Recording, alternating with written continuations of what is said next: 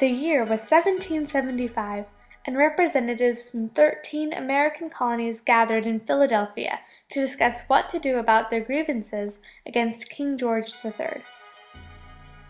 It all began 12 years before. After winning the French and Indian War, Britain had gained new lands and wanted to govern all their lands, including the colonies, uniformly. So they started to pass laws to keep the colonies under control.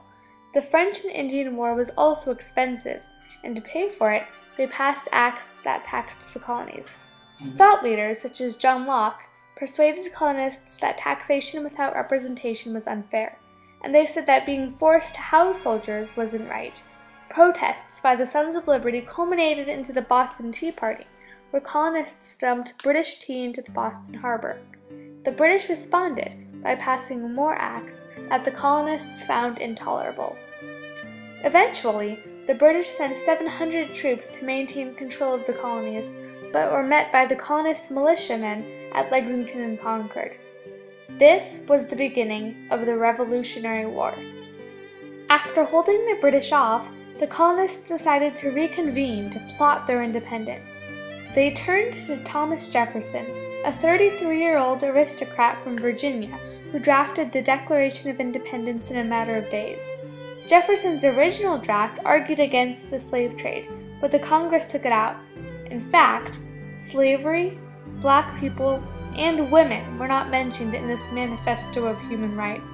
Instead, the Declaration outlined 27 grievances against the king and declared, "We hold these truths to be self-evident, that all men are created equal, that they are endowed by their Creator with certain unalienable rights, and that among these are life, liberty, and the pursuit of happiness." But a Declaration of Independence would mean war, and not everyone was convinced that war was the right thing to do. I remind Mr. Rutledge and Mr. Duane that blood has been shed. Massachusetts blood.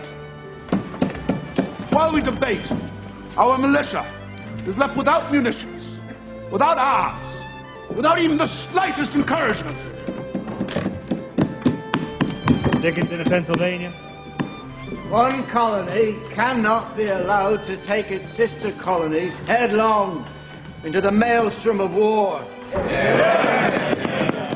Parliament will be eager to call a halt to hostilities, as are we. They will seek conciliation. We must offer them an olive branch. In the end, 56 representatives signed the Declaration, including many of our founding fathers, such as Ben Franklin, John Adams, Samuel Adams, John Hancock, and of course Thomas Jefferson.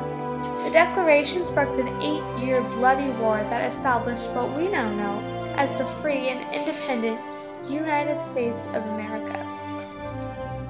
But the Declaration of Independence is much more than just a document.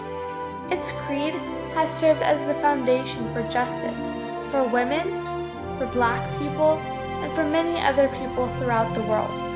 It stands for the truth that all people are created equal.